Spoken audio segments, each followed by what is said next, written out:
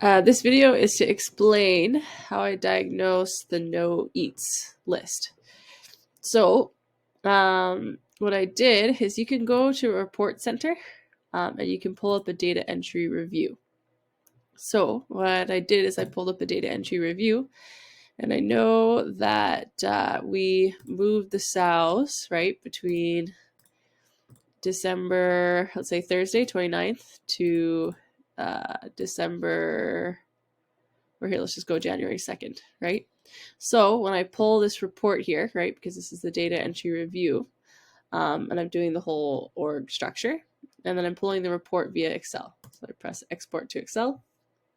It usually takes a while to load this thing, but as it's loading, I'll just explain, like, there's a whole list of reports that you can pull. And this button right here is the button where you pull the reports. So anyways, it downloaded. So here's the Excel. In the Excel, you can see down here, so from December 29th to January 2nd, right, you see all of the different events that have happened in the barn, right? So you see all the gilts that we recorded. We see all the sows that we entered, farrowings, piglet deaths, fosters. So this report, again, will tell you what happened in the last or whichever days that you filter for. So I'm going to go all the way down here to movements. And what I'm looking for is the sows that we moved into pen 7, because that was the pen that we were having issues with. So I go here to the pen, and I click filter, and I clicked pen 7, apply filter. And so here, if we look at it, if we look at the count, right, we have 24, right? So that's how we have the registered 24 sows. Now, I know that we actually put 18 in there, but the software is telling us 24. So if you look here at the origin pen, right, 18 of them went to pen N, right, which are the ones that you moved, or sorry, came from pen N, and then we had 6, which came from row M, right, instead of, sorry, row N. So that signals to me that these are probably the sows that we're having issues with the software. So what I think happened, my guess would be, is that after you move the sows from the pen to row N, that time period, those sows ate, which then caused Maximus to move them back into pen 7, even though you had moved them into row N. So I think that's what's going on. So how we check is in order to look up sows in the database, so if you go here, you go to reproduction, you go to animals, and then this is filter button. So this is the part where you can look up any sows via any which way.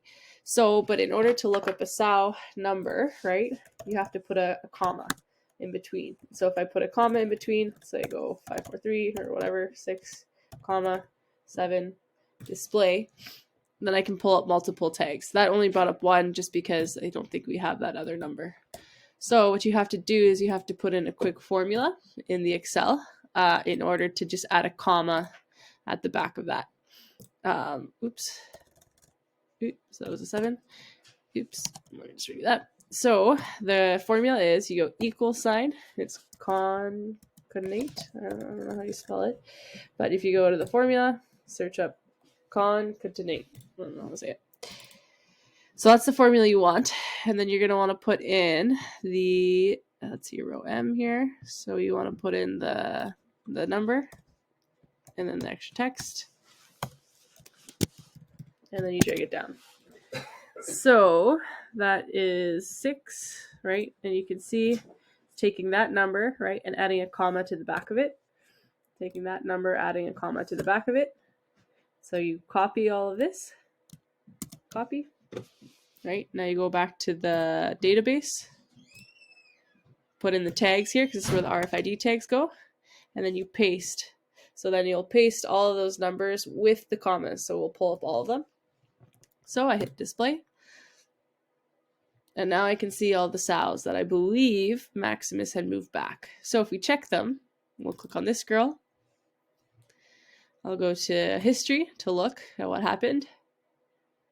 And I see, yeah, so at 11:43, we had moved them from row M to pen 7.